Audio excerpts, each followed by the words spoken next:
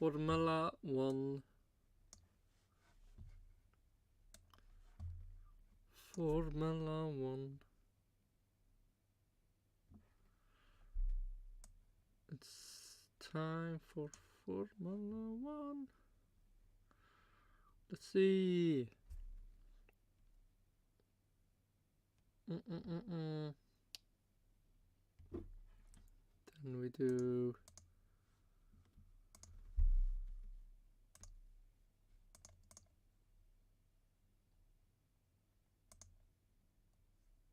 Yeah, we do this. And then we...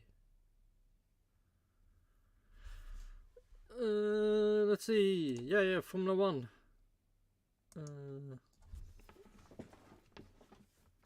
And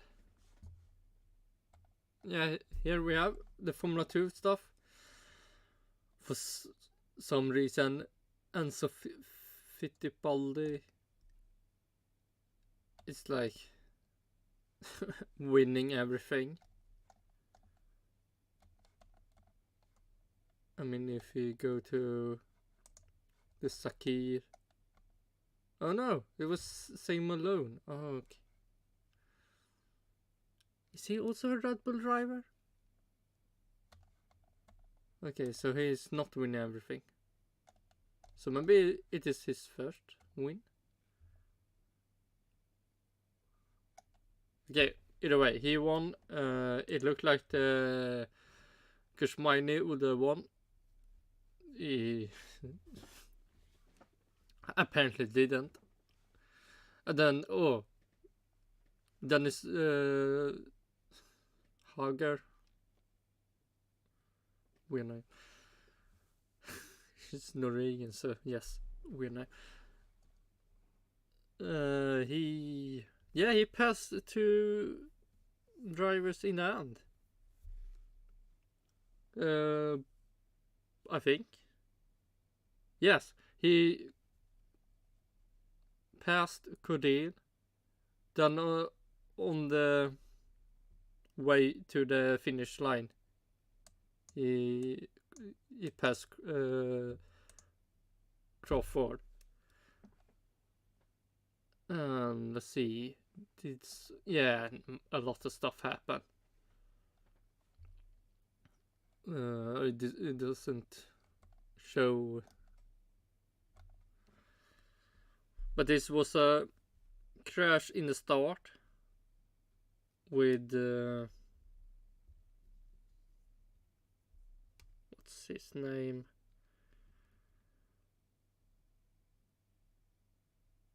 Oh, I don't know. Oh my god.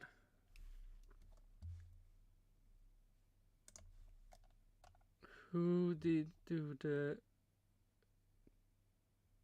crash? Was it Joseph? Was it him?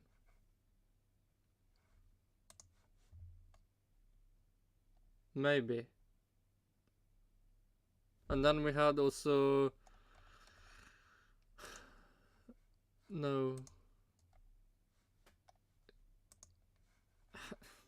Had a bad start. Don't know why. But yes. And of course, Bearman wasn't there. He was driving Formula 1. What more happened? Yeah, Stanek got crashed out.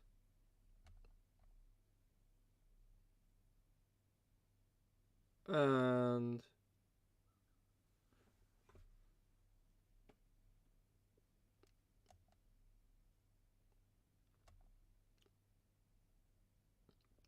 I mean, it's Formula 2. It's Formula 2, so interesting. But it's also IndyCar quali, and the race will be well today in the car race in 14 hours. or not in 14. It's 16 hours because it's, no, well, it says 14 hours 45 minutes, but this is 1 hour before it starts, so it's, you can say more 16 hours. And we have Josef Newgarden on pole, Felix Rosenqvist on second, and Pato Ward, and Kontohörta Roman Grosjean and Marcus Ericsson. And sadly, he didn't do a better time. And also really sad that Josef Newgarden, that he ruined Marcus Ericsson's second time. He could have won a second time 500, but no, Josef Newgarden took that. I mean, it's in the car. Don't know. I mean, they, like in Formula 1, talk about, oh, it's so close. And I remember many times when I thought, oh, who will win by this three in the lead? And somehow Alex Palou just, no, he won. He started 10th, but who cares? He won. So, yeah, that's that. And, yeah, time for some Formula 1 that's mostly interesting, in my opinion. And Max won the race. I can't think anyone would believe that. This is fake, probably. Then Sergio Perez P2 and Leclerc P3. And this is, I mean, fun for Oscar Piastri to be P4 and Alonso to almost keep his P4. And I mean, this is the best thing. McLaren better than Mercedes. So George Russell under P6. Olliver Bearman, this is beautiful, P7. Better place than Lewis Hamilton. And then we also Lando Norris P8. Lewis P9. And Nico Hulkenberg P10. Do you deserve it? I don't know. I would say Tsunoda or Alex Albon deserve this P10. Kevin Magnussen ruined so many races. Almost everyone behind him got a race ruined because for some reason he was slow enough to ruin the race, but fast enough to not get overtaken. So for all the people behind Kevin Magnussen, was a sad race. More fun for Olliver Bearman, and the fight between Lando Norris and Lewis Hamilton was some interesting. But except from that, wasn't so interesting. One thing was interesting to see Pierre Gasly retirement of the some laps. Lance Stroll, I mean, he shows why you should keep him in the team.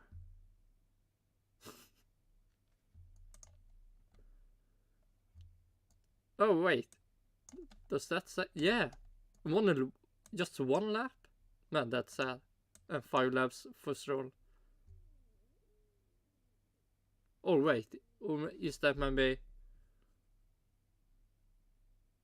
how many laps they actually finished? So, okay, yeah, I don't know.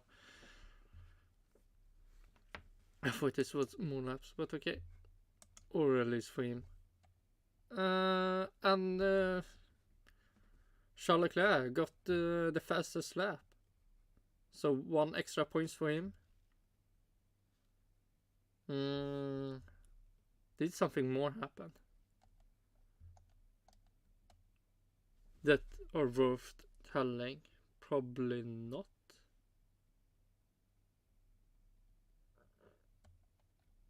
So, and now we are done with this. We will go to Varmt välkomna till an ad.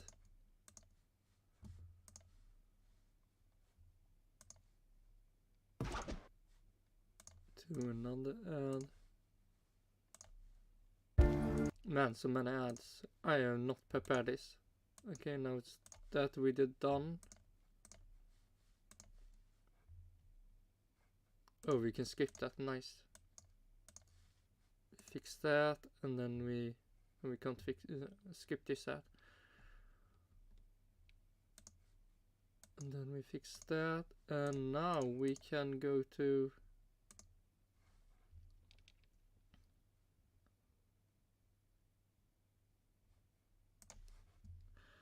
the video time watching.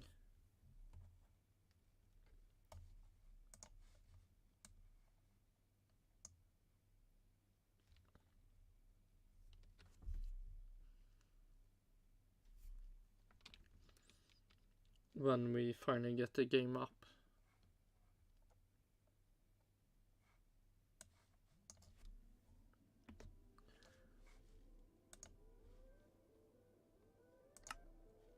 And we are back in Minecraft.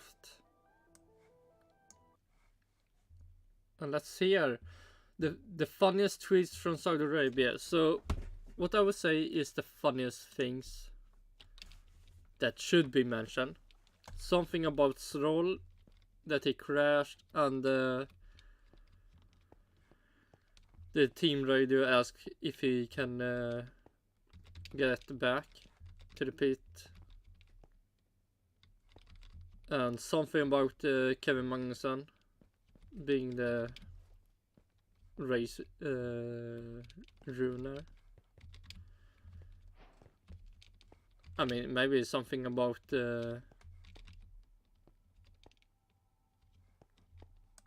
I don't know. Can you make any funny tweet about Olliver Bearman? Maybe something about Lewis Hamilton and Norris. What more funny stuff could happen?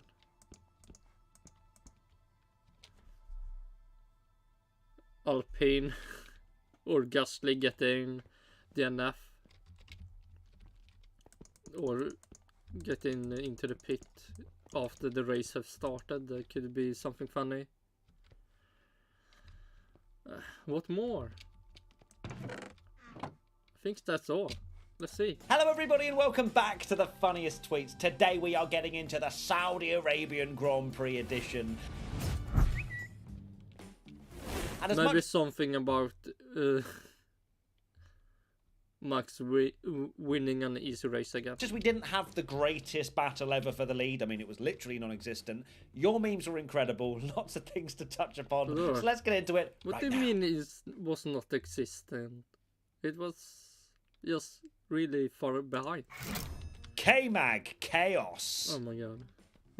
Right, let's start with Kevin Magnussen because my goodness me, I did not think a battle for P12 could be this entertaining, but it was. At Ratel _ K-Mag, I can't believe how quiet the roads are this morning. I'm barely seeing any traffic. Oh, I love this meme so much, and it could not be any more apt than for the K-Mag situation where Haas just let him go.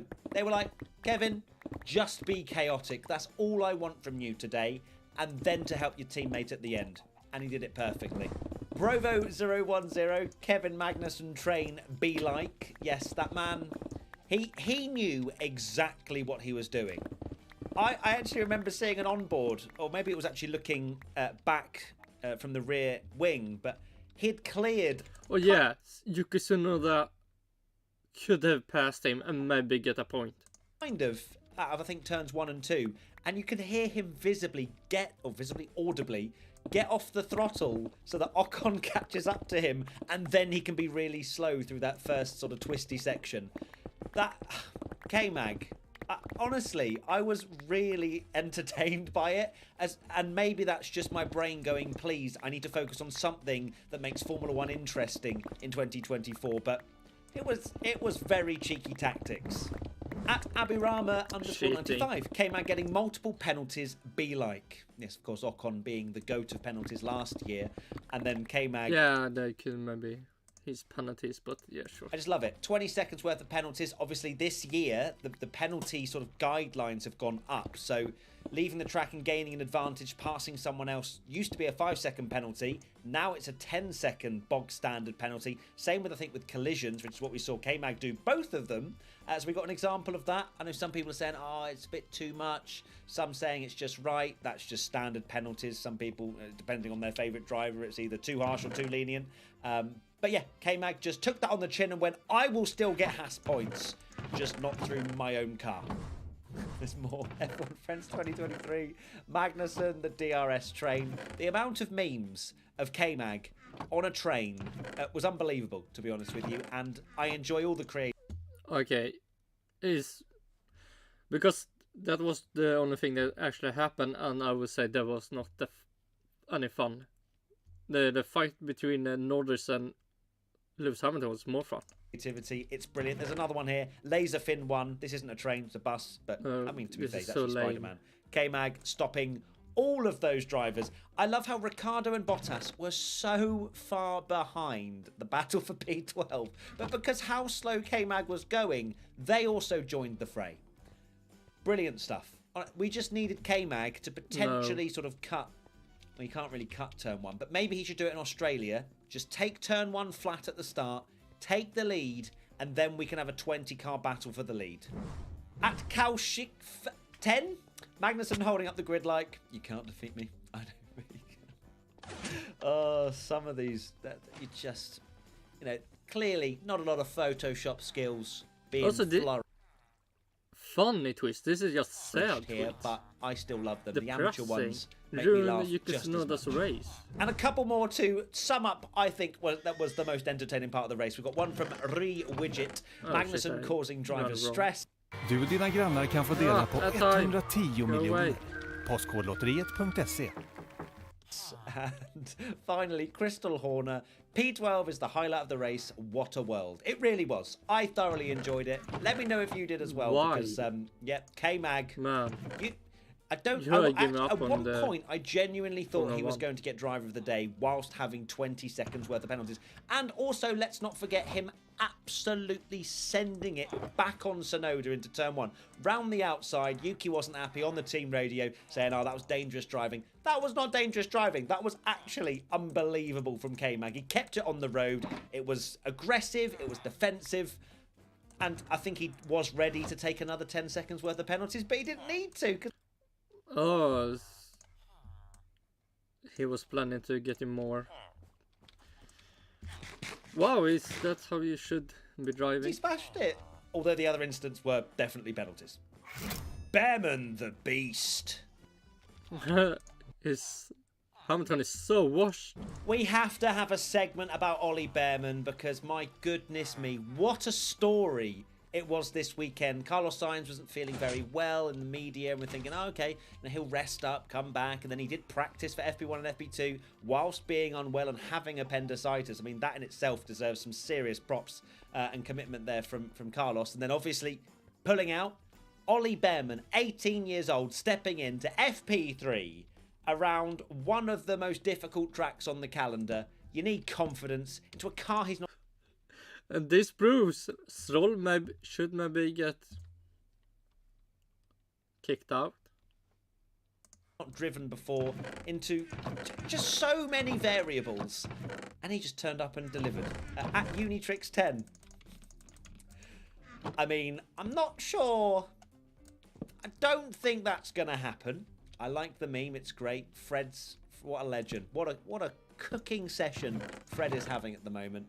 But I highly doubt he's turning his head away from Lewis. I know Lewis didn't have the greatest of races this weekend. Man, hopefully he will have same good races the whole season. But Ollie Bearman, yeah, deserves to be commended, but probably not on Hamilton's level just yet. At Ruad Staghorn, this has to be one of the best F1 debuts ever. Ollie Bearman, that Ollie Bearman in the paddock part, genuinely, that is literally him. A baby face, so just happy and innocent and just happy. You're just glad to be there, if anything. I mean, he couldn't believe he was walking around in Ferrari overalls, ready to go and race in Formula 1 at 18 years old. But in the race, he had some solid pace. I think he was around half a second a lap slower than Leclerc, which is no mean feat. That is absolutely fine. To finish in P7 ahead of Lando Norris and Lewis Hamilton. Imagine seeing your dad at the end of the race and being like, yeah, I just beat Hamilton in a race. My first race, and I scored points. He could have beaten him. Sensational. And it also shows we need more F1 teams on the grid. Okay, F1, hello. Because clearly, drivers don't move from teams that often, which means we need more vacant seats, which will make Formula 1 better. Please. Now, before we dive into the next segment, I just want to say, please, if you haven't already, subscribe to the P1 YouTube channel. I will not. Really appreciate it. We're trying to hit 500,000 subscribers, which is such an amazing, incredible, unbelievable number. We'd love for you to be here, part of the P1 fam. Come and join it. Come subscribe. It doesn't cost anything. And yeah, you can enjoy the rest of this season and future seasons with me and Tommy. We've got more Ollie Bearman memes at soft left tyre. Now how I'm feeling this entire race. Watching any other driver attempt an overtake and then watching Ollie Bearman. I mean, there was a lot of energy, I think, behind Ollie Bearman and wanting him to do well from pretty much all Formula 1 fans. But most importantly, Crofty. That man had more energy for Ollie Bearman finishing 7th than when Max Verstappen won the race, which I completely understand. I just found it quite funny that he was like, Max Verstappen wins the Saudi Arabian Grand Prix, blah, blah, blah. And Ollie Bearman, P7, the boy from Chelmsford. If he says that one more time, by the way, you could do a serious drinking game with that. But yeah, I just found it funny. At Swift Slogan, Governor. 4 Brits in a row. I don't know the last time we saw that in a Grand Prix, but it just looks quite satisfying to have them all in a row, doesn't it? Stroll struggles. Right, we're now on to Lance Stroll and the struggles that he had in this particular race, where, of course, he turned a little bit too early, broke his left steering arm, and into the wall he went. And I'm glad he's okay. You know, it was very clear straight away that he was all right. But then it was one of my favourite team radios, I think, ever, where the team asks, can you bring it back, Lance? And he said, no, I'm in the bleeping wall. It tickled me beyond belief. Agent 7X200, can you bring the car back, Lance? Yeah, sure. That was pretty much it summarised. The guy definitely could not have reversed that back out. And clearly the team hadn't checked the GPS at that particular moment.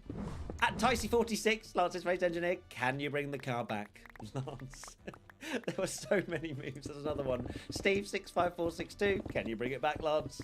And the car falling apart. Oh, poor Lance Stroll. I mean, we don't have Latifi to rely on anymore, so Lance Stroll decided to give us quite an interesting race, actually, because causing that safety car meant that we had a few drivers deciding not to pit, which turned out to not be the correct decision. We probably needed another safety car in order for it to, a little bit later on, to then shuffle it up a bit more, but yes, hey-ho, it didn't cause us to have a completely rubbish strategy race, because it gave us the P... Well, it did. Everyone got in the pit at the same time, instead of 1 lap early, 1 lap after, 1 lap... 2 laps after, so it did.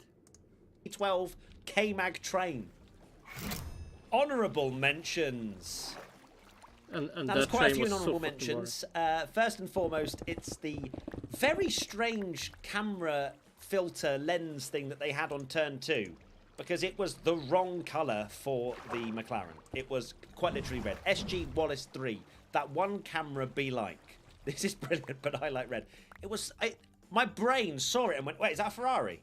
That was my immediate reaction. I was like, wait, no, that looks weird. Of course it's not a Ferrari, that's a McLaren. Yeah, I think I thought that also, man. Look, weird color. But never that it was a Ferrari. And they couldn't change it. So that camera operator, unless he's had a fault, but then even then, I'm sure McLaren would just get on the phone and be like, that is not the colour we've painted our car. Could you please change immediately? Another one here at the Aaron Horn, the race according to that one camera in turn 2. Threw me off so much. I don't remember the last time I saw a camera so out of sync with all of the others when it comes to colours. It was a proper, just brain mess up. Another rather frustrating but meme-creating moment was Oscar Piastri just not being able to get past Lewis Hamilton. Like, for a very long time. The moment he did, he locked up. Then he got on the back again, and then Hamilton pitted. I'm sure he will be, a little bit miffed he didn't manage to make the move, but that McLaren, clearly very slow in a straight line. At the kid_solo, Oscar throughout the entire race. And probably into tonight, and for the next 2 weeks before Australia. No, this isn't a lie.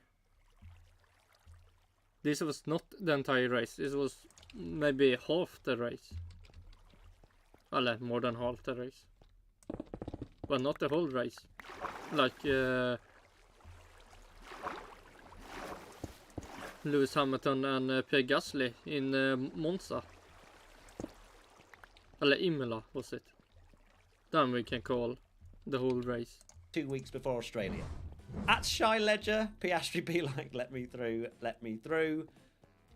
It was, yeah, I don't, where is the straight line speed in these cars? Because in Red Bull, just flew past cars, and just generally, where's the overtakes gone? 2022 Formula 1 around this track was absolutely unreal. You had Leclerc and Verstappen battling. One car was faster in one part of the sector, one car was another, and they were they were DRS chickening. And now, yeah, that was it's just DRS so Train City, isn't it? At F1NN for life, me when Oscar finally makes the move on Lewis Hamilton. I mean, yeah, and he didn't even make the move, did he?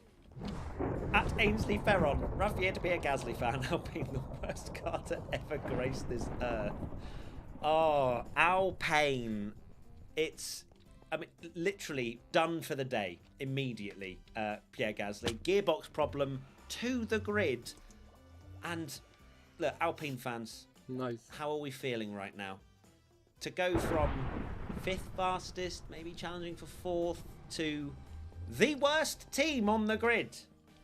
How? What have you done to this car? That's the Alpine, by the way, not you, the fans, obviously. You didn't build the car, but you might have done with how slow it is. At Formula Latest, this moment, my goodness. Leclerc, I was worried, I was really worried, whatever he said, about the director went, nobody needs to hear this. Change camera. Let's get a little pan out shot, turn off the audio, and we can always wonder what Charles Leclerc was worried about at the end of the Saudi Arabian Grand Prix. Thank you so much. Yeah, true. That man, oh my god. I thought it was music for a meme. The sad music. That realizing that we will not know what he was planning to say. What the fuck? This music. Okay, but yeah, that you could be a meme. The cliffhanger. What did Leclerc planning to say? That is literally one of the biggest points of any weekend that I look forward to, especially when the race hasn't been very good for the win, is to hear from the top 3 having a nice little unfiltered convo. And you cut away. At Ashwin_13, the wall after getting kissed by both Astons. Naughty. Don't need to say anything else. I like it. A little bit of a creative meme there. Well done, Ashwin. Okay, I don't know how funny that was, but this tweet will 100% not be good. Let's see. Right, and I mean, it's really bad probably. Now time for Tommy's tasty tweets. Whoever wins today and for this season will win a copy of F124 when it is released. Tommy, who has won this incredible prize this week? The winner is Cellstone with this brilliant. Yeah, that also you could do a meme of. Nando jumped the start, but what? Brilliant meme of George Russell. I just love to think that people have like a database of all these hilarious pictures of racing drivers, and there's not a more perfect situation to use this after George essentially snitched on Lando at the start. Absolute snitch, that's it. And apparently the snitching did nothing because he didn't get a penalty. But that could be a meme. He jumped the start, nothing happens. But then Perez make a bad pit lane do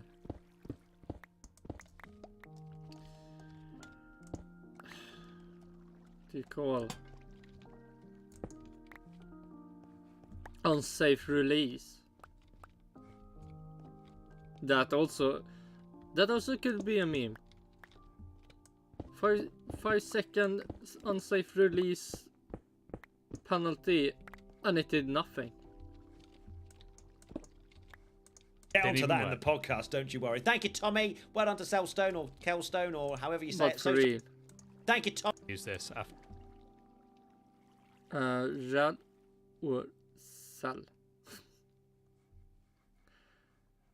I mean, for someone was it funny? Not for me. George essentially snitched on Lando at the start. Absolute snitch, that's it. And apparently the snitching did nothing because he didn't get a penalty. But we'll get onto that in the podcast, don't you worry. Thank you, Tommy. Well done to Cellstone or Kelstone or however you say it. So sorry if we butchered your name, but you won a copy of F124, so congratulations. The tweet. Right, that is it. Thank you so much for watching the funniest tweets to the Saudi Arabian Grand Prix. We've got a couple of weeks now until Australia, where it's...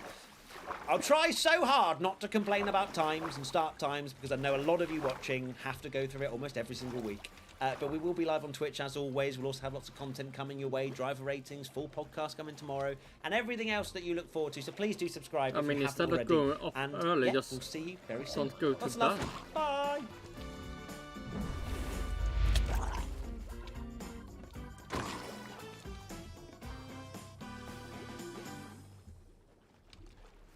Okay. And that was that.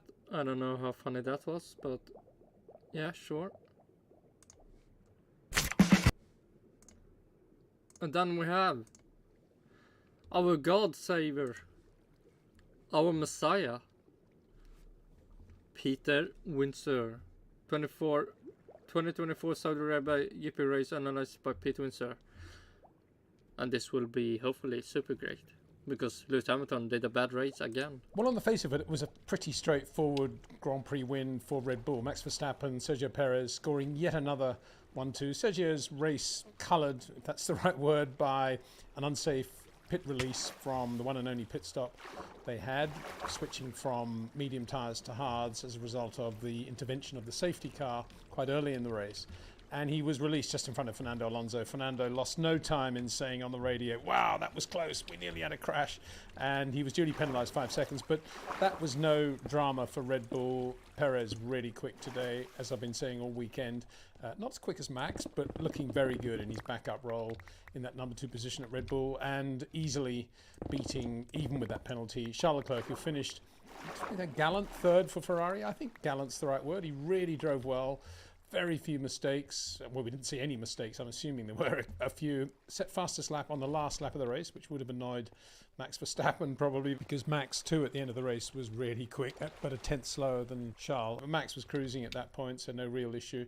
So Charles, yeah, drove beautifully to be P3 for Ferrari, establishing Ferrari clearly now as the team most, not saying likely to beat Red Bull, the team that's made the most improvement in terms of getting a bit nearer to Red Bull over the winter. Suddenly pulled ahead of Aston Martin, McLaren and the factory Mercedes team. P4, I thought, a really underrated drive. Excellent drive by Oscar Piastri. Not even given a mention when it came to Driver of the Day rating. To beat in a straight race, exactly the same strategies to beat Fernando Alonso and George Russell, two serious racing drivers behind him, Aston Martin and Mercedes respectively. And Oscar just superb, particularly in the closing laps when Fernando, about 4 seconds away, said on the radio, "I'm in qualifying mode now," which was the sort of everybody stand back, I'm going to do my charge. But Oscar just matched him lap for lap.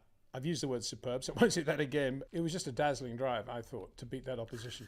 And let's put it in some context as well, because the safety car was induced by quite a big shunt in the end by Lance Stroll, who made a perfunctory error that he shouldn't be making at this stage of his career, hit the apex of the last corner, which is a tight left-hand hairpin. And as a result of that, broke the left front suspension. And then he had no chance of controlling the car, and he drifted off to the outside and hit the Tech Pro barriers on the outside, which brought out the safety car. That was lap 7, so it was quite early in the piece. But most of the runners, except Lando Norris, who'd made a pretty dismal start, looked like he was going to get penalised indeed, I've got to say here. He did one of these things where he moved and then braked, and he was still short of the box line in which he was supposed to be. And initially, the graphic came up incorrect grid position under investigation. Then it came up jump start under investigation. And then it came up no further action taken. So that's an interesting one. I can't remember the last time a car has moved before the red lights went out and hasn't been penalised, regardless of where its wheels are relative to the white line. So that was Lando got away with that. So that was good. Anyway, as a result of that, he lost probably until tomorrow or today. Off the line quite obviously and lost a few positions. So they kept him out when the safety car was deployed, as they did Lewis Hamilton, who'd made a pretty good start. He was running in company with George Russell. Everybody else of note came in and switched to hard tyres from the mediums in which they'd started, which they then ran to the end of the race. That was quite an early stop, and that was a long ask for the hard tyre. Not necessarily because it was going to degrade, but because it was not an easy tyre to get to work and to get up to temperature, and it was not an easy tyre to manage, as it turned out. Because in the mid-phase of the race, well, it's probably 2/3 of the race if you look at the total number of laps, there's no doubt at all that Lewis Hamilton on the mediums and Lando Norris still on those old mediums were the two drivers with the most comfortable car. I'm not including the Red Bulls here because, of course, they were in a class of their own. And yes, they... Oh my god, this scared me so hard. Me.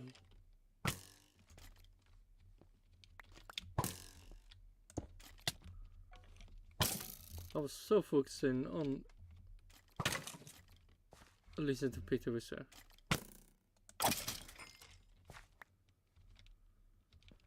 God damn it.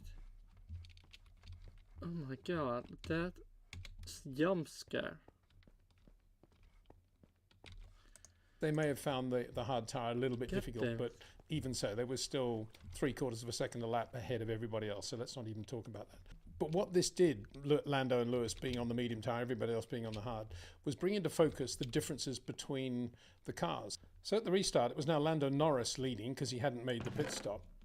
And he couldn't sustain that against the Red Bulls. Within 2 or 3 laps, both Max and Sergio were passed, and that was done and dusted. The race was over. But then Charles Leclerc, on his new set of hard tyres, caught Lando Norris, but he couldn't do anything about passing him, and they ran round and round and round like that for a long time. Lando driving really well. I guess at this point, still wondering if he was going to get the penalty or not. So not an easy time of the race for him in that respect. But he drove really well. Classic Lando Norris, lovely touch, longer corners than Charles Leclerc, who looked really good in the Ferrari. But he couldn't do anything about passing Lando until Lando's tyres really started to go away, despite DRS. And he was in the DRS zone a lot. And what this tells us, of course, is that the McLaren does not have a great top speed, as we've been saying since Bahrain, and certainly throughout the Saudi weekend. It's been the slowest in a straight line of the quick runners. And the Ferrari, as I pointed out yesterday, hasn't been that quick in Saudi Arabia either in a straight line. So because of that, although Charles probably had a bit more downforce, a bit more grip through the fast corners, and was pretty good under braking, he still couldn't do anything about passing the McLaren because the top speed of the Ferrari, and this is the key point, the top speed of the Ferrari isn't that great. So that was that. And eventually, Charles, of course, Lando's tyres did go off. Charles pulled off a nice clean pass. Beautiful pass, actually. And third place was his. And then 12 laps from the end of the race, Lando came in for a set of soft tyres. And as it turned out, that was probably the best tyre strategy. If everybody had run medium soft, it would have been a pretty good race for everybody, I think. But they didn't, of course. They went from medium to hard. But in Lando's case and Lewis's case, it was from medium to used softs. Neither of them had new sets of soft tyres, but they came in within a lap of one another. Anyway, we'll get on to that in a second, because the other little cameo, of course, was what Lewis Hamilton was doing. And what Lewis was doing was leading Oscar Piastri at this point. And Oscar knew, of course, that Lewis was going to be coming in. But again, there was absolutely nothing Oscar could do to get past Lewis. He certainly got alongside him in DRS, particularly in the approach to turn one. But when it came down to it, Lewis's braking was superb. His judgment was superb on those well-used medium tyres. Yeah. And then he started to fight for P9. Man, he's not a washed racer. And Oscar just didn't have the top speed again, even with DRS. He was incredibly good through the medium speed and high speed corners, changing the direction of the S's. Really, really good. But because McLaren is considerably slower, or was considerably slower in Saudi Arabia with the setup they had in a straight line, he couldn't do anything really about doing a clean pass on Lewis Hamilton. And a couple of times he had to go around the outside into one and then ran wide and had to give the decision back to Lewis. A little bit like Lewis versus Max in 21, but anyway, we won't go there at this stage. So that was an interesting thing. The Mercedes, because it's got its top speed advantage, they've taken downforce out of the car quite clearly, and they've got a top speed advantage.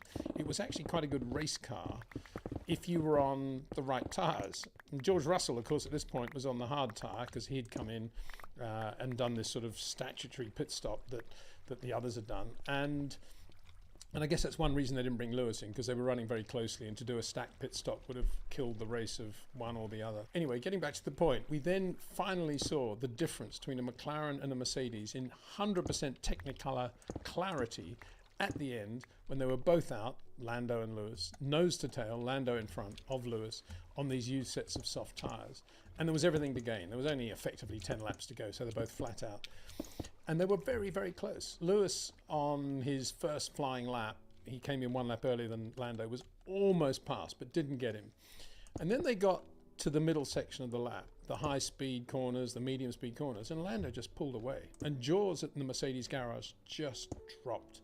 And that was it. And there is the big message of the race. Even at Saudi Arabia, where there's a circuit with 3 DRS zones, Lewis couldn't get past Lando. Lando was so quick, so much quicker through the quick corners in terms of grip level and the downforce they were running, they were able to generate on the McLaren, that he was just pulling away half a second a lap just on that part of the lap. And then Lewis would close up in DRS, he'd close up on the last corner. But he couldn't do anything about it. And what does that tell us? Well, I think it's an embarrassing day for the factory Mercedes team.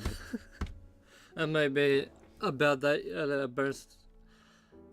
embarrassing day for Lewis Hamilton. To be so washed.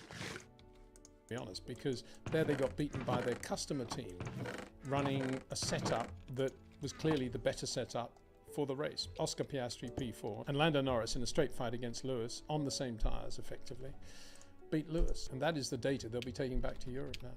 So Fernando Alonso P5, as I say, for all that talk on the radio about him in qualifying mode and this is great, I mean, he got beaten by Oscar Piastri in a McLaren. That's what Aston Martin, that is the reality, the cold reality on a Monday or Sunday morning is that. And they beat Mercedes. Fernando Alonso, flat out in qualifying mode, Spanish Buccaneer mode, got beaten by Oscar Piastri in a McLaren. That also got beaten. Lewis Hamilton got beaten by both. What does that say about that person? And yes, he beat George Russell. Had a very quiet day. He kind of matched everything Fernando Olliver Bearman also beat Lewis Hamilton. did, but he couldn't do anything about it either. Yeah, he was there. He was pushing hard, but on those hard tyres, I just guess the Mercedes just didn't feel right for George to really be able to push even Fernando, let alone Oscar Piastri. And towards the end, of course, both Lando and Lewis were catching them, but they couldn't do it. It was, in terms of the strategy, obviously, it was always going to be a disadvantage to have to make that pit stop. So it was an interesting race. And just to sum up all those points, and putting aside Red Bull, who were just superlative in every dimension, Ferrari definitely did the job today in terms of best of the rest. Really good job. We'll get on to Olliver Bearman in a minute. And then McLaren. McLaren did an excellent job. They came up with a car, a little bit like Adrian Newey used to go to Monza in his early Red Bull days, knowing that it wasn't going to be great circuit for them in terms of power, but just setting the car up to be really quick out of the parabolica. Quite a lot of wing and downforce. And it was always a good car around Monza. And you go to Saudi Arabia and you would imagine take wing off and long straights, but there were McLaren running a lot of downforce, relative downforce. Terrible top speed, but beating the factory Mercedes, which were better in top speed, but obviously just no good in Aston Martin also beat Mercedes, so you forgot that. terms of, but couldn't match McLaren through the medium and high speed. And Aston Martin, yeah, I don't know, just sort of between the two probably. Disappointing. So they also beat Mercedes. Come on, say that. They beat Mercedes that Lewis Hamilton is driving for. Disappointing race, I think, from Fernando, and a disappointing race, obviously, from Lance Stroll, who made this ridiculous error.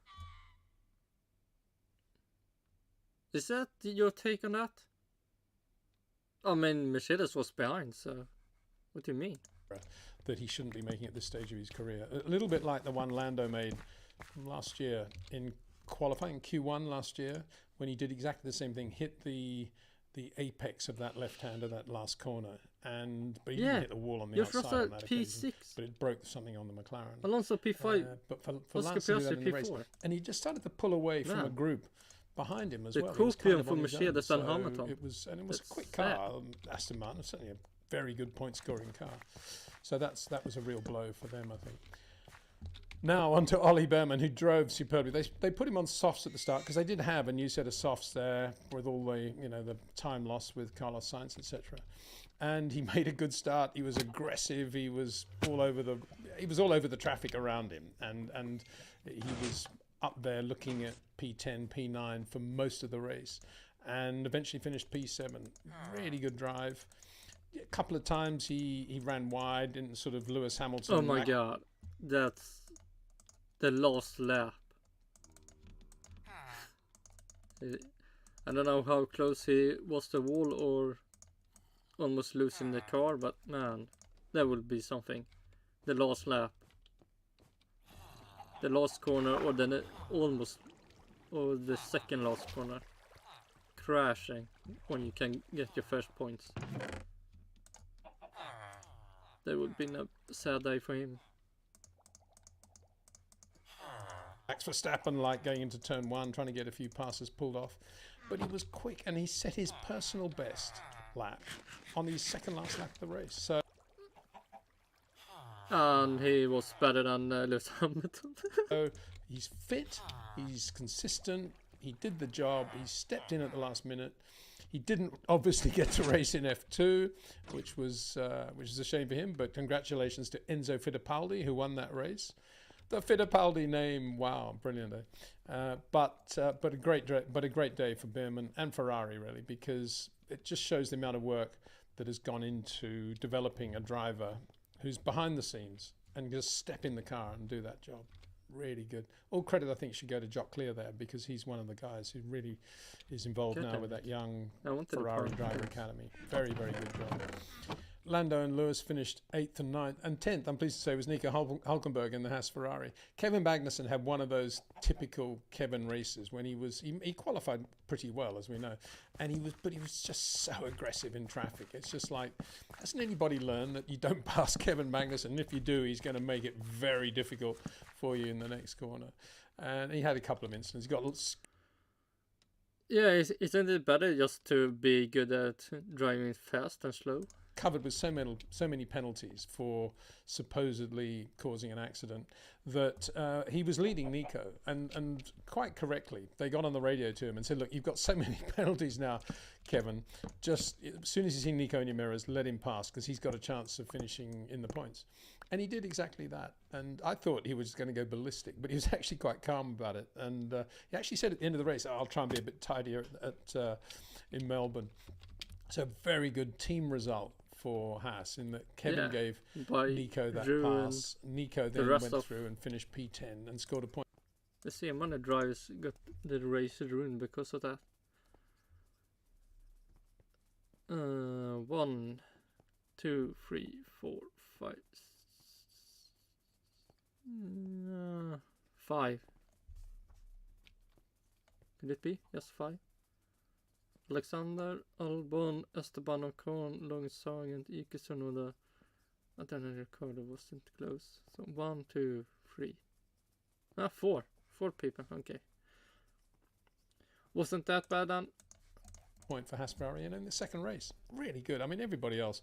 Pierre Gasly retired on, even before the start of the race, his gearbox had gone, and the Williams were scrapping with Ocon, and the Visa Cash App Red Bulls were okay, but not particularly spectacular. And that was it. A rather messy back of the field. But getting back to the front, wow.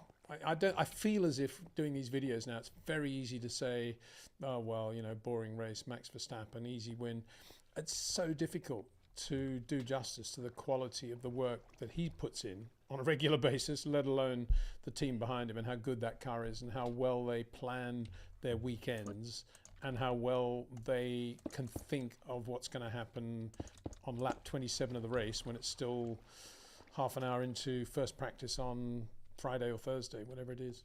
And that's the beauty of where they are at the moment, in that where they are with that car and with the success and the knowledge they have of that car. Just wonderful to watch. And Perez too. Perez with that penalty, still there was no way he wasn't going to be second in that Grand Prix, and he was a pretty good second, a pretty very professional second. I think that's the way to phrase it. So suddenly all the talk about, Perez is going to be replaced, has all gone out the window. Although I did notice right at the end when Max was lapping quite a lot of the back markers, I did notice that Alex Albon thinking, Red Bull, have I still got a chance? Am I going to go there? Going wide on the marbles. And it wasn't a straight bit of road either. It was quite a quick bit of road, but he was giving Max so much room on the marbles. That could have been a meme also, in that P1 not funny memes at all. Well, some was. That Ricardo started did a spin in one of the last laps. The Max just breezed through. I'm sure that the people at Red Bull saw that and thought, good guy. So there we are. Melbourne, be a different story again, won't it? But looking forward to that. 2 weeks now, got a bit of a break. All the teams go back to Europe now. And good to see, final point needs to be made, good to see Carlos Sainz in the Ferrari garage, showing he's fit and well and putting his foot in the door, obviously, as a driver who will make his return in Melbourne. But they're congratulating the Bearmans, father and son, after the race, as indeed did Charles Leclerc. What a day that was for the young 18-year-old Englishman. Now it's back to Formula 2. Probably be quite boring for him, but anyway, there he is, back to Formula 2. But there is a star of the future, no doubt about that. Thanks for watching. Thanks to Jetcraft. Thanks to Pitbox.io. See you soon. I'll be doing a live stream probably early next week. See you then. Okay, let's see. 125 GP stop for Charles Leclerc. Okay, sure. 125th. Australian driver, okay. Olliver Bearman, 75th driver to start with the WC race for Scuderia Ferrari with the world champion. 100th podium for Max Verstappen, 7th double podium for Honda Engineers, 26th fastest race lap for Scuderia Ferrari. I think he could bring up more Olliver Bearman achievements, or what do you call? I mean, the youngest driver that drive a Ferrari car. Then I think it was British driver / English driver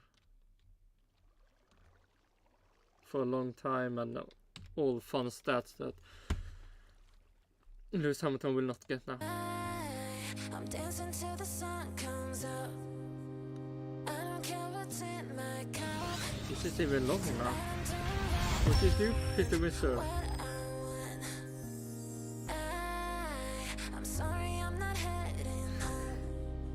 I almost feel like he's watching this.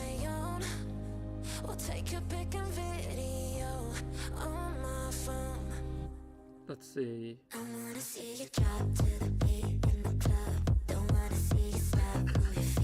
What is this? Fucking almost 30 seconds of this. Peter Whistle, what are you doing? Oh, why did you pick this song also? Oh my god.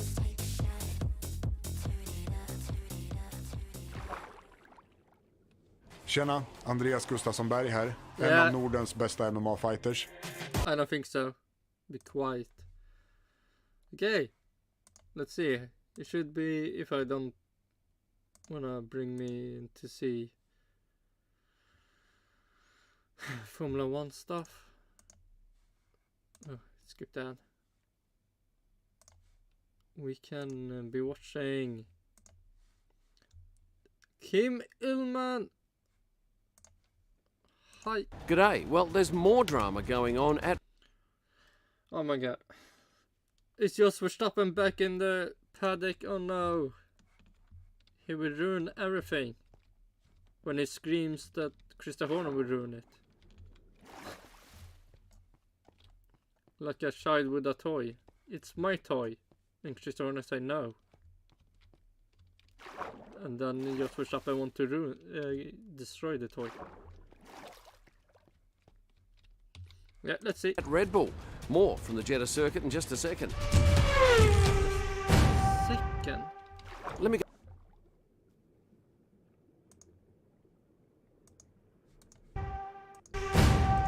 Oh wait, let's see if I... God damn it. He said 1 second, this is more than 1 second. Oh, more from the Jeddah circuit in just a second.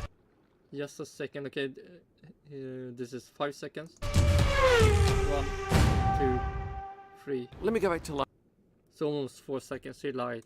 last night. I was out in the paddock photographing, and one of my colleagues says, "You better get a shot of Helmut Marko, he's leaving." And I said, "I got some shots in the morning." No. Leaving us? Man, that almost sounded like more depressing. Did he leave us from the earth or just the paddock? Because both is equally sad. Haven't you heard? No.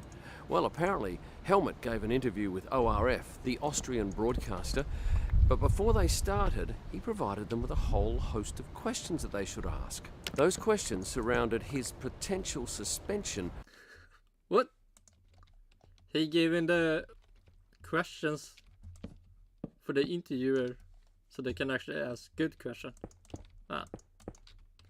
That's good. From the Red Bull team. Red Bull management believe that Helmut has been leaking information. As such, they're holding an investigation next week, and they've told Helmut he can't talk to the media. As you may know, Jos Verstappen is not here at this race. He's doing a rally, and there Yeah, rally. Really. has been some talk that he's been told not to come to Australia. I can't tell you if that's true or not, but it appears that there's an Austrian side up against the British side. Hang on a second, I've just been told that Jos Verstappen will be in Melbourne.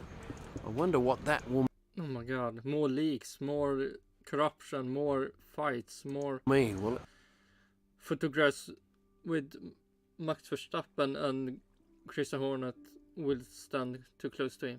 kick off there. So where's this likely to And Jos Verstappen will not get allowed to stand close to his son. The fights will just be worse. end? Well, nobody quite knows. Today we've had a whole load of Red Bull power players in attendance. I'm talking the head of brands, this gentleman here. I'm talking the CEO of Red Bull GmbH, Olliver Bearman, and Helmut Marko actually arrived with Olliver this morning. At about 6 p.m, Jerry Horner rolled up. Of course, she was in Bahrain last week and did that well-rehearsed walk in with her husband, but this weekend she came in on her... Oh my god. The forced being with Christian Horner. Trying to show solidarity, but It can also look like something. Her own, but she did stop for a few seconds on the hospitality deck before going inside. One journalist asked Olliver Bearman on the way in whether he thought all this drama had had a damaging effect on the Red Bull brands. He simply said, "I'm not giving any answers to questions today. The general consensus is that he's here to sort out the mess." It was mentioned that if Christian left, Olliver might be the man to take up the running at the head of Red Bull Racing. He's run football clubs in the past and has a very solid business background. Where will this end? Nobody quite knows. I'm recording this too prior to the race, so I'll do an update after the race and maybe some news has broken. In fact, as I was coming over here to record this, Olliver did leave the track, so I figure he's done his work and is heading off, and he was aided by the arrival of this man, Carlos Sainz. I overheard his manager say that he'd be coming in shortly, and true to his word, he arrived looking still perhaps groggy maybe, affected. You could see here he's still got the tag from the hospital around his wrist, and he has a plaster on his left arm. Well, it's just come out that Helmut Indeed will not be suspended after he met with Olliver Bearman, who actually returned to the track after I saw him leave. But is that the end of it? Will you hopefully just Verstappen get forced to leave? That would be something. But it's hard to tell. Maybe there are more stings still in this tale. Just had a Yes. As long as Verstappen is there, it will be. chat with Liam Mawson about what Ollie Bearman might have been going through yesterday, and he said that definitely he would be a little bit more relaxed today. Yesterday would have been full on for him, and interestingly, Liam and Oliver share the same performance coach, Enzo Mucci, who you might think is Italian but is actually British. So Enzo's had 2 drivers in Formula One. Liam also said he was watching the onboards of Ollie in the car, and he could see that, yes, his neck was struggling a little bit because he could see it up against the side rest. And have the pair spoken yet? Because they have much in common. Not yet, he said. Not this weekend, anyway. Just had a chat with Olliver Bearman's father, David, and he said his son is in good spirits, excited about today's race, as you can well imagine. And is he staying in the same 5-star accommodation that the other Ferrari drivers are in? No. He's staying in F2 style accommodation, which is more Premier Inn rather than Ritz-Carlton. But I don't think that'll bother him too much. And certainly with the situation with Carlos Sainz not guaranteeing to start in Melbourne, he'll be heading to Melbourne with perhaps his second chance of driving in an F1 race. More points for him. Another man in the firing line is the head of the FIA, Mohammed Ben Sulayem.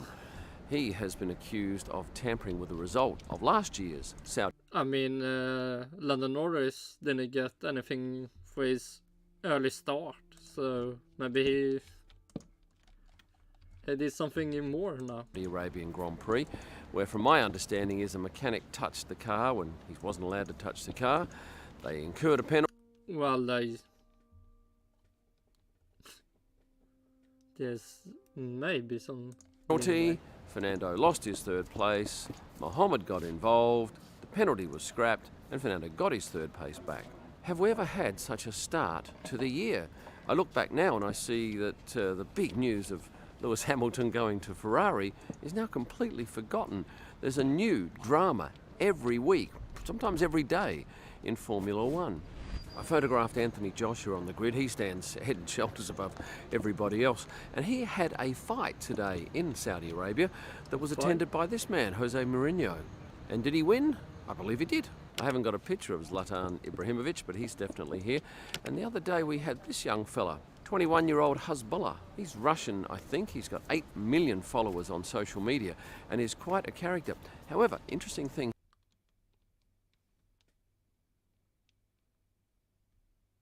I think that guy could maybe not be Russian, or maybe he's from far away part of Russia. Here is if you're a female and you want your photo taken with him, it will not happen. His religion demands that he not be photographed with women. And his height, 102 centimetres. Let's get on to Ollie Bearman now, and what a stunning result that was. From 11th to 7th, he beat a 7-time world champion, and he's just a teenager. So Ferrari were, as you can imagine, over the moon. He was. Where was that, Peter Restore? You could have mentioned that Olliver Bearman beat your Lewis Hamilton. Doing so many interviews after the event tonight. He was being pushed and pulled in every single direction, and you couldn't wipe that smile off his face. Did you see the fireworks at the end of the race? They were impressive. No. And even a drone show. No doubt that cost them plenty, but boy, it looked spectacular. Jerry and Christian Horner were down in Parc Ferme giving hugs out to their two drivers. And are we seeing the first of many double podiums for this team? I think Yes. it's just going to be repeat after repeat. And here's something I've seen a couple of times before. When George Russell goes and jumps through the marshal's holes in the fence in pit lane because he needs to get out to his car, he puts his phone in his mouth because he needs both hands to get through. And of course, those race suits have no pockets. Well, if you've enjoyed this video, I'm going to beg you Maybe to not bring your subscribe phone and then. like it. And if you're looking for a whole lot of extra have something content, carrying. here is where you go. Thanks for watching. But maybe you want to photograph something. Stay passionate. Stay Christian Horner. Oh, and I lost my bucket hat too. Man, the biggest sad story, you know, all Formula 1. He... I år firar milen. No! Go away, Ad. Kill Ilman losing his hat. 125 år. Go away. Sound.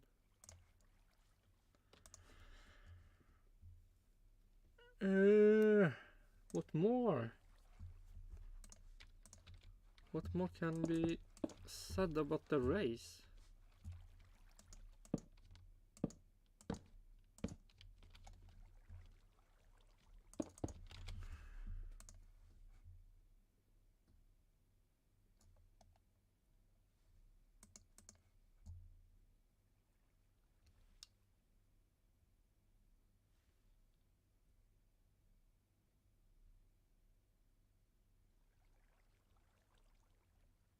I mean, it's a post-race interesting to watch.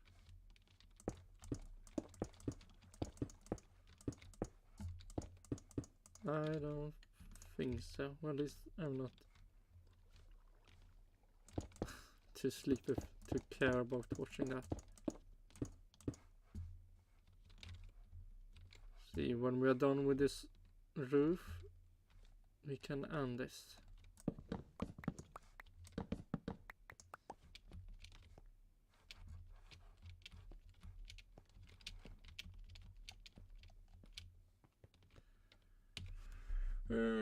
But something until then could maybe be...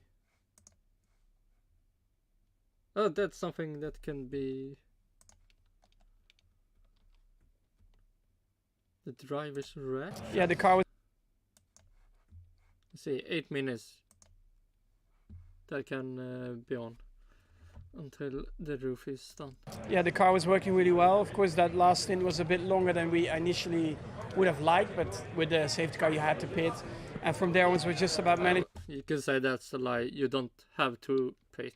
You have to pit if you want to win. And he want to win, so maybe in his eyes you have to. But Lando Norris and Lewis Hamilton showed that you didn't have to. Managing the tyres to the end to make sure that the tyres would last. But I do have to say that the last few laps when I was catching the back markers, my tyres were starting to be a bit cold and it was quite tricky. Like with the grip, it was very easy to have big moments. So I had to take my time to get through the back markers, and once I cleared them again, I could just settle in. And you know, around here with all the walls being so close, it's easy to make a mistake. And of course, I wanted to prevent that. It was a strong result for the team. The whole team has done an amazing job. The stops were amazing. It was a bit of a shame, you know, that we got compromised with that early safety car and with the penalty.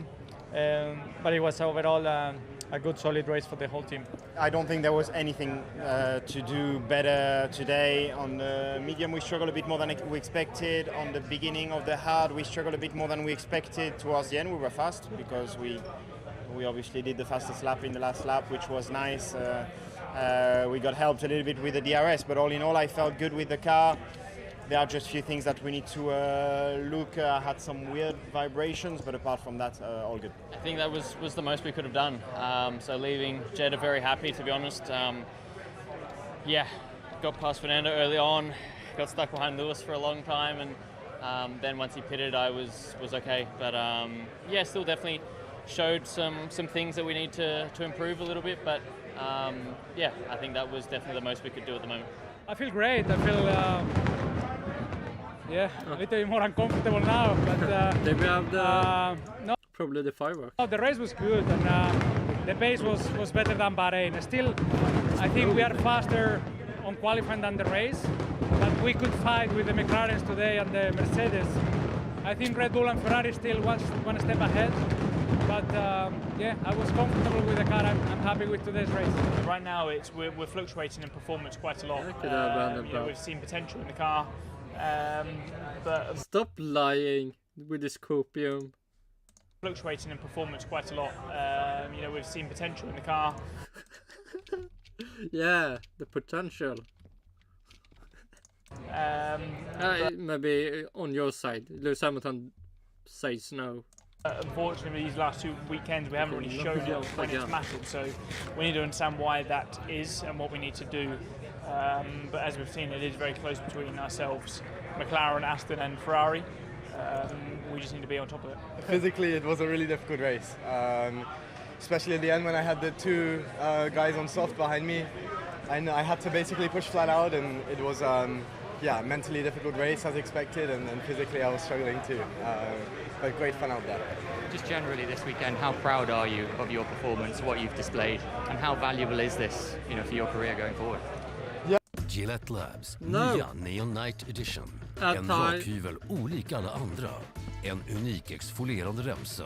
Rengör huden framför bladen för en effektiv och bekväm rakning. Upplev en smidig rakning i varje drag med Gillette Labs. Med blad som håller 50% längre. What a time. Can we skip it? Marabou. Yeah, I think I put a good showing for myself, which is the main thing, right? It's difficult circumstances, not a lot of laps on track, but I think we maximized everything today. I mean, we took a little bit of a gamble to try go long on the mediums and hope there was a safety car or something. Yeah, that gamble didn't turn out great. Man, Norris is bad, man. Hopefully a win this year will make this season less boring. But it never came, so we gave it a good shot. We could have just boxed in the beginning with everyone else, but I thought we'd try something a little bit different, and could have worked. It didn't, but that's how it is sometimes. So I'm happy. I think the performance of the car was good. We tried. The plan was to go long. Oh my god. Tell me how happy you are when you are super sad. And we tried our best to, hoping for a VSC or something. Hoping or coping. But it just never came to us. But it was worth the gamble. Unfortunately, went backwards a little bit, or at least lost a place. But gave everything, and that was the best result I could get. I feel happy, obviously, because scoring points is quite tough these days. And it takes one of the top 5 cars to drop out, which obviously happened today, and we managed to capitalize on that. I think a very good strategy. Yeah, Kevin Magnussen ruined. Man. Yuki Tsunoda could got his first points for the team. It's bad, man. From the team, to split the cars in the safety car. Then good pace for myself, and good work obviously from Kevin, who was playing the team game, helping me a lot in my race, and that was the foundation to be able to score points. We didn't score any points, so it was a bit frustrating, but yeah, I mean, didn't really have a straight line speed, had front wing damage as well, so it was tough. I think we had a better race car than it showed today. Wait, what's that? Yeah! Oh my god. This is Kevin Magnussen. As well. He ruined the race for Alex Albon. So it was tough. I think we had a better race car than it showed today. A bit frustrating, but we'll focus for Australia. Didn't mean to have contact. The wall sort of comes back at you, and I just judged it badly, and we had Yes, contact, unfortunately. So I mean, it is what it is. But we showed good pace. Unfortunately, I had another penalty with Sonoda. So yeah, that's not a great day for me, of course. But then I think I made up for it with the effort on keeping everyone behind to create a gap for Nico to pit, and he scored a point today. It's been a very opportunistic race, on our side. I think we maximized the potential and probably. That's not good if that's is all. More. We were up to P11 at some stage. I think even P10 virtually, with all the chaos that there was, and we were trying to get position, from that, and we did so, which was quite good, from the start to up to there. But unfortunately, not quick enough yet. We are not quick enough yet. I don't think it was too bad. A good first 35 laps, a good start. I think I just struggled to find the potential at the end, last 12 to 15 laps or so. So yeah, little bits to go through there at the end. I think I was starting to explore that potential, but it just took too long to realize that it was there. There was a couple of mistakes myself as well, but also struggled with the grip.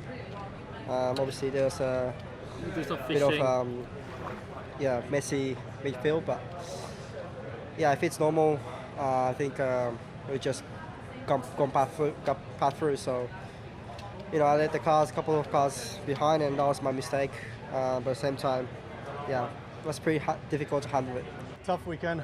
I think the only thing that's probably keeping me a little bit optimistic now is we did find a few things. So that's positive when you know that, because I've driven a long time. I know when things don't feel quite right. But on one hand, it's nice to find a few things, but on another, it meant that it was a pretty painful weekend. So that's obviously frustrating.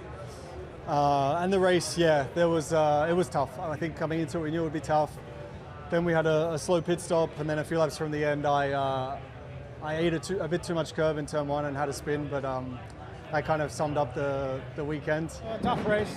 We didn't have the pace that we were already hoping for and what we calculated. So Bottas and Ricardo was so slow.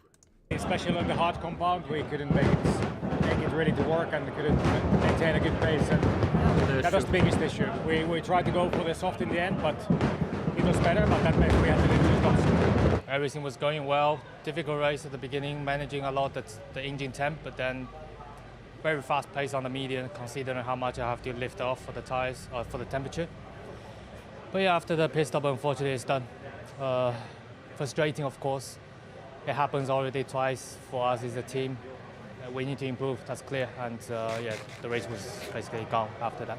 Yeah, I just touched the inside left turn 22, so just a mistake. Yeah, I mean, it's definitely not our weekend.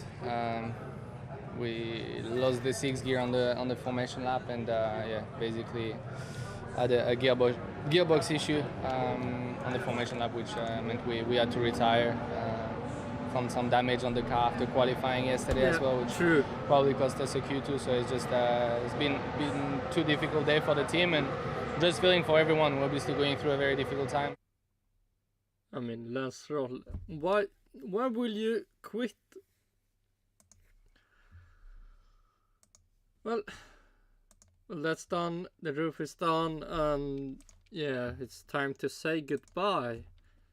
It's time to say goodbye.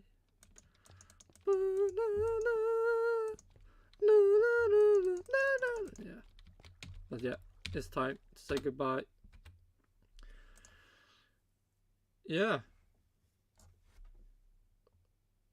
Okay, now it's time to say goodbye. Away. Then we have that, yes. And then we say, well, it's goodbye, and in 14 hours and 31 minutes it's time for IndyCar race. Will that be fun? I don't know, who knows, but we'll see that.